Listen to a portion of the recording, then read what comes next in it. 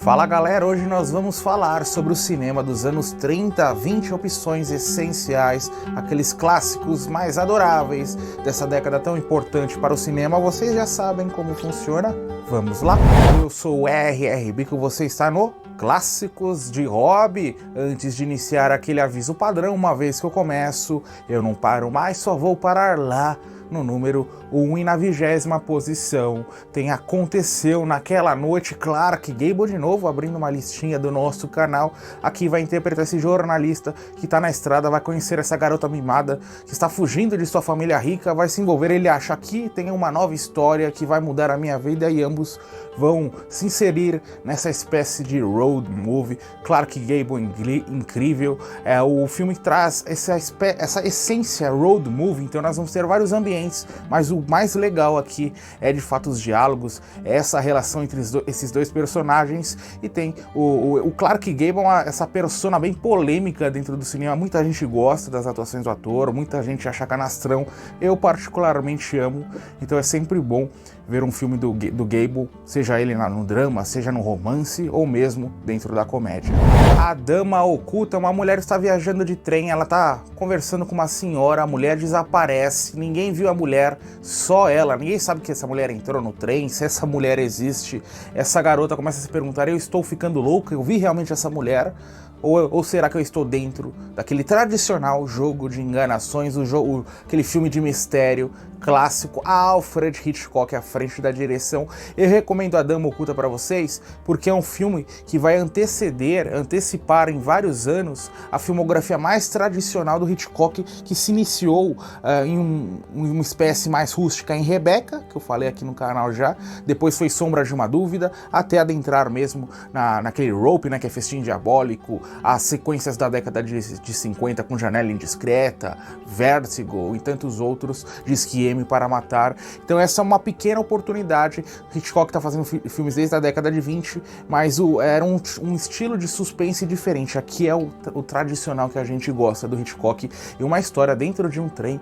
Não tem como ficar mais atmosférico, mais móvel, né? As coisas, enquanto esse trem vai avançando por seu caminho, pelo seu trajeto, nós vamos tendo pequenos fragmentos dessa trama bem enrolada, essa ótima protagonista e aquele jogo de mortes, de enganações, de pistas, possíveis suspeitos, possíveis vítimas, a figura da loucura que vai eclodindo. A Dama Oculta, recomendo fortemente.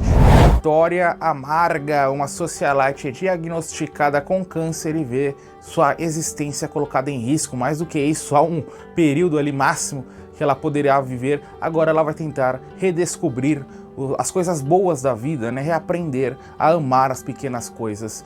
A Vitória Amarga traz Bette Davis aqui, um dos seus papéis mais icônicos dentro da década de 30.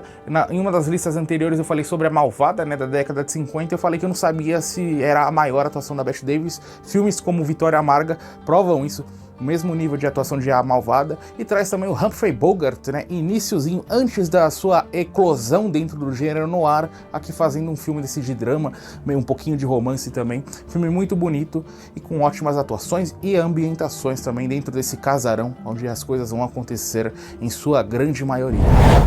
A morte me persegue, um jornalista é aprisionado de forma equivocada não, armam para ele é preso, e lá dentro da prisão nós vamos ter essa vida dentro da prisão e esse homem tentando descobrir quem o colocou ali. George Raft junto com James Cagney acostumado a fazer filmes de crime, né, interpretando mafiosos naqueles filmes incríveis do Hal Walsh. Aqui um papel mais tranquilo, um filme de prisão muito legal, ao trazer não só essa trama de enganação desse personagem central com essa possível gangue, possível máfia, mas também a vida que acontece dentro daquele lugar, as relações, os intercâmbios sociais entre os prisioneiros, a figura dos policiais. Então, um filme bem dinâmico, mesmo tendo essa proposta prisão. Filme sobre a Legião Francesa, tema infame dentro desse subgênero de guerra, traz um homem ali que vive em uma família rica, ele vai se aventurar por essa Legião Francesa junto com um irmão, só que é lá que ele vai conhecer a figura de um comandante meio surtado e mesmo a figura da guerra, que não é brincadeira, Bolger 2010 traz Gary Cooper como protagonista e o Ray Milland. Foi um filme que, quando foi lançado, criou uma certa polêmica por trazer quase era um remake, mas quase cena por cena igual ao filme da década de 20. Então os críticos detonaram, mas o tempo provou que os críticos estavam errados. É um filme, essa temática, né, Legião Francesa, o primeiro filme que eu tive a oportunidade de assistir, é um gênero super pequeno, né? Eu assisti aquele filme do Van Damme, da década de 90, conheci uma dessas exibições da Globo, chamado Legionário. Então foi minha primeira experiência com a Legião Francesa. E aí o cinema clássico traz várias opções. Essa talvez seja a mais emblemática desse período, e ótimas atuações. A figura da amizade é muito bem explicitada em cada cena, em cada acontecimento, e até meio claustrofóbico dentro daquele forte. Eles não têm para onde fugir, figura de deserto para todo quanto é lado. Ótima experiência. Agora nós vamos ter uma dobradinha da Katharine Hepburn e do Cary Grant dentro do gênero de comédia. Nos anos 30, boêmio e encantador, sobre esse rapaz que se interessa, se apaixona por essa mulher rica, tem sua família rica no âmbito de negócios, e ele vai ser desafiado, vai continuar na sua vida de solteirão ou vai se adequar aos padrões de uma família rica. E em meio a tudo isso tem a figura da irmã da mulher que ele se apaixona também, que ela é meio desajustada.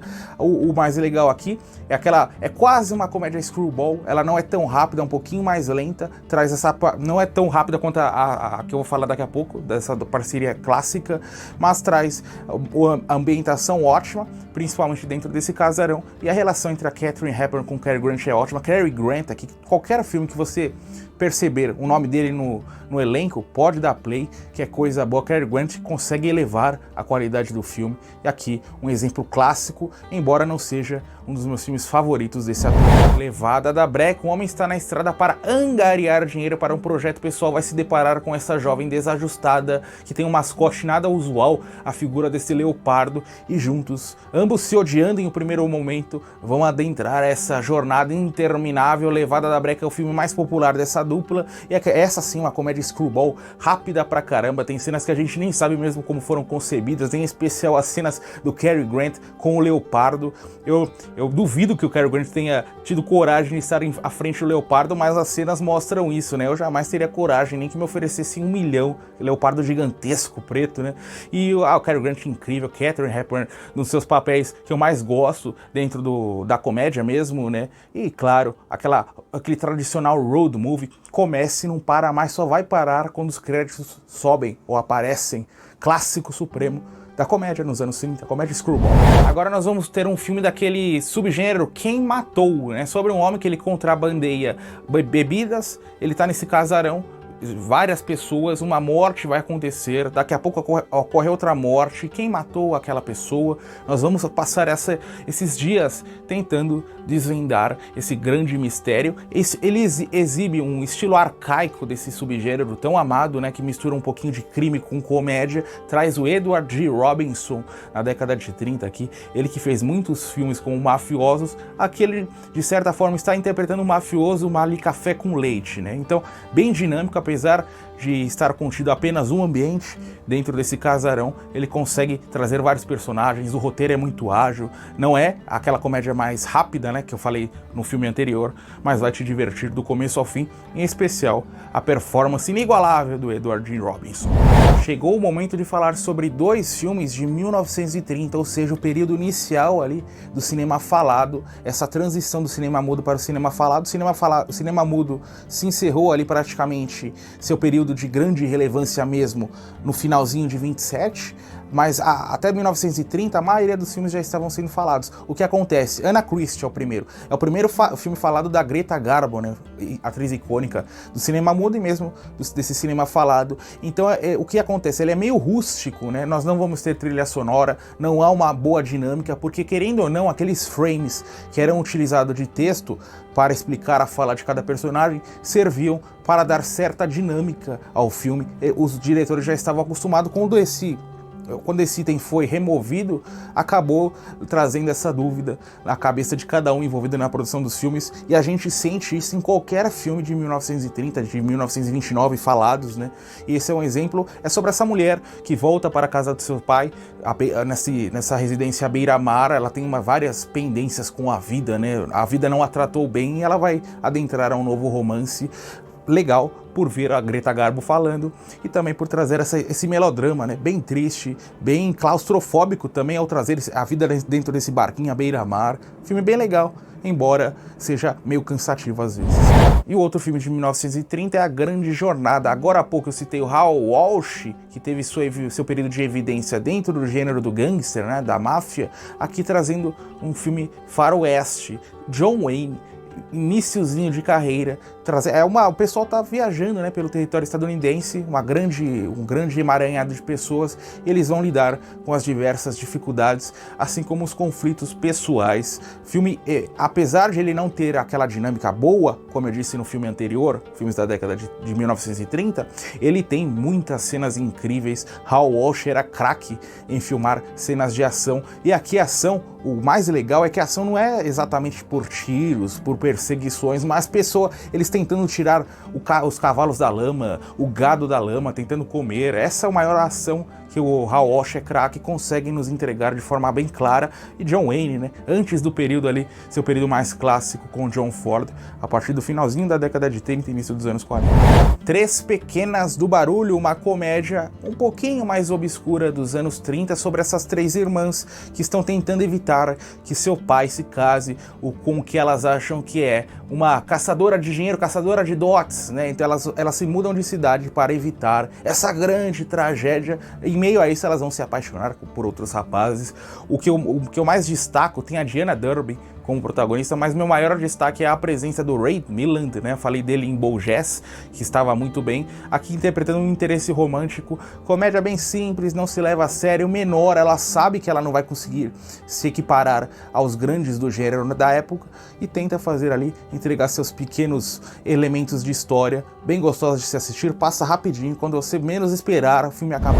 Atire a Primeira Pedra, Marlene Dietrich com James Stewart, que parceria improvável dentro do gênero de faroeste, sobre esse homem que ele chega a essa cidade dominada pelo crime, alguém vira para ele e fala, você é o novo xerife, ele pega a estrela, só que todo mundo acha que ele vai ser lá mandado por todo mundo, mas não, ele vai querer colocar lei nessa cidade faroeste que vai mesclar comédia com o tradicional bang bang, só que ele foge, né? Nós não vamos ter tantas cenas externas, o brilho dele mesmo são nas cenas internas, nos diálogos, nas confusões que acontecem principalmente dentro desse salão. E James Stewart, né? Assim como eu falei do Cary Grant, viu o nome do Cary Grant, é filme bom, James Stewart é a mesma coisa, você viu James Stewart, você pode correr para assistir que você não vai se decepcionar. A Ceia dos Acusados, William Powell, um dos seus maiores filmes da década de 30, de novo aquele gênero, quem matou, quem é o culpado, um casal vai investigar um desaparecimento, uma possível morte, e vão ver a vida deles em um grave perigo, muito rápido, né, dinâmico, The Thin Man é o título original, não para nem mesmo por um segundo, vai atribuir uma nova dinâmica a um gênero que foi muito popular no final da década de 20 início de 30, e que esse filme conseguiu moldar os filmes que adentrariam a esse subgênero da década de 40, da década de 50, mostrando que um roteiro muito positivo consegue fazer um filme quase perfeito dentro desse subgênero. O destaque, como eu falei no começo, William Powell, incrível. Quando Elas Teimam, outro filme daquela comédia Quem Matou, Quem é o Responsável, agora vai reunir Henry Fonda e Barbara Stanwyck, é uma gangue de garotas mimadas do alto padrão da sociedade norte-americana que vão se aventurar tentando desvendar esse caso. O Henry Fonda e a Barbara Stanwyck depois fizeram comédia emblemática nos anos 40, que é um modelo mais rústico, um filme menor, que não é muito pretensioso em suas cenas, mas traz maior brilho, suas várias ambientações, um filme muito rico, várias casas, várias mansões, até várias cenas em ruas mesmo, esse é o diferencial, baita filme. Branca de Neve e os Sete Anões, resolvi trazer essa comédia clássica do período da Disney, nos anos 30, anos 40 também, e a história vocês já estão cansados de saber, não vou nem passar por cima. Esse período da Disney de animações é muito bom, nós tivemos várias e várias, a minha preferida é aquele Alice no País das Maravilhas, e animações da Disney, independentemente do período, eu gosto de praticamente todas, especialmente depois que eles compraram aquele estúdio Pixar, né? Agora eles estão lançando coisa boa sempre, e essas animações são mais leves, ingênuas, não atiram muito alto ao trazer questões inerentes à infância, adolescente, adulto. Você pode assistir esse filme em qualquer época, você vai se divertir da mesma forma, e os traços das animações, eu adoro esse traço mais clássico, gosto não só dessas animações da Disney, mas como os desenhos lá da Looney Tunes, Tom e Jerry, tantos outros estúdios Fleischer, né, que foi muito popular à época. Então, animações dos anos 30 não há como ficar melhor. O galante Mr. Deeds, um homem comum, vai receber uma grande fortuna e agora vai ter que lidar não só com a figura do dinheiro, a figura do poder, mas também com invejosos que vão tentar enganá-lo de todas as formas. Gary Cooper, novamente como protagonista, direção do Frank Capra, outro diretor emblemático, já falei ele no comecinho da nossa lista, e aquela comédia que vai misturar a arcada dramática. Então nós vamos sempre estar combinando, fugindo de um gênero para outro. Isso dá um bom clima ao filme, uma ótima atmosfera. A gente queria morar dentro desse filme com os personagens ao lado do Gary Cooper, esse rapaz humilde que de repente tem uma bolada em seu colo. Filme bem legal, recebeu várias sequências informais e remakes também. Nada se compara ao original. Luzes da Cidade, primeiro filme do Chaplin que eu tô falando no nosso canal, é sobre um homem que vai se apaixonar por uma garota cega e vai tentar ajudá-la angariando um dinheiro para uma possível cirurgia que eventualmente vá restabelecer a visão daquela bela moça. Luzes da Cidade, filmes do Chaplin, esqueça a história, aproveite mais o compêndio de cenas, é isso que o diretor / ator tem a oferecer, e são filmes sempre leves, a dinâmica, falta um pouquinho de dinâmica, é verdade, já tem momentos que a gente sente um pouquinho o cansaço daquele filme, até por não ter muitos diálogos, até não ter tantas ambientações assim, é mais o brilho do Charles Chaplin. Filme muito legal, um dos meus preferidos, embora tenha outras opções mais pra frente que ele fez bem legais também. Eu vou falar também, principalmente tempos modernos, né? O Mágico de Oz, a história dessa garota que após uma grande tempestade vai parar em um mundo paralelo. Ela não está mais em Kansas, agora ela está no mundo mágico de Oz, dirigido pelo Victor Fleming, né? Um dos filmes mais legais, de maior sucesso que esse diretor trouxe. Eu falei em uma das listas anteriores, E o Vento Levou, que é a obra-prima suprema desse camarada. Aqui também ele consegue nos entregar um mundo todo novo. Judy Garland, né, como protagonista, números musicais. Eu geralmente não sou o cara que gosta muito de números musicais, mas aqui é um exemplo de como colocar as músicas perfeitamente se adequando à história, vilões incríveis, a figura desses amigos que ela encontra pelo caminho. Filme inesquecível. Outro que eu falei de Branca de Neve, qualquer idade, amigo. Você não precisa ter 13 anos, 12 anos, 9 anos, você pode ter 70, 80, você vai se divertir pra caramba. No Tempo das Diligências, claro, tem que falar de filme do John Ford, né? E John Wayne de novo, aqui aparecendo nessa trama simples também. Um pessoal tá viajando pelo território estadunidense, só que eles vão encontrar problemas com os Apache, com vários índios, e vão recorrer à figura do Ringo Kid, esse jovem pistoleiro que também quer vingança. Aí nós vamos ter a nossa trama aqui bem rápido, né? Road movie. Filmes road movie de faroeste são praticamente a minha espécie favoritas de filme. Aqui o John Wayne incrível, e é um filme que vai se concentrar muito nos diálogos, menos na ação, por incrível que pareça, estando em um filme do John Ford. Então são esses diálogos que nos levam para frente, que nos fazem pensar como os personagens, os seus dilemas. Outro filme clássico aí, eu não colocaria no top 5, mas colocaria talvez no top 10 filmes do John Ford. O Vampiro de Düsseldorf, filme de 31, claro, quem que tá aqui? Fritz Lang. Fritz Lang, um dos meus cineastas favoritos dentro do período clássico de Hollywood. Aqui não está em Hollywood, né? Um filme alemão, a Düsseldorf, né? Sobre esse serial killer que está aterrorizando a galera lá, tá atacando crianças. Nós vamos adentrar a investigação, e não só a investigação, mas a psique desse homem completamente surtado. Não foi somente o filme que que fez o Fritz Lang explodir no mundo, né? Depois ele foi fazer vários filmes em Hollywood, mas também o Peter Lorre aqui, trazendo a sua persona mais rústica, né? Esse baixinho estranho, com sua voz suave, né? Fina, que consegue colocar medo em todo mundo. Cinematografia incrível, uma ambientação que nos coloca dentro daquele mundo terrível. Um dos melhores filmes sobre serial killers de todos os tempos. Este vídeo acabou, mas você já sabe, continue no mesmo tema, continue assistindo e maratonando os vídeos do nosso canal.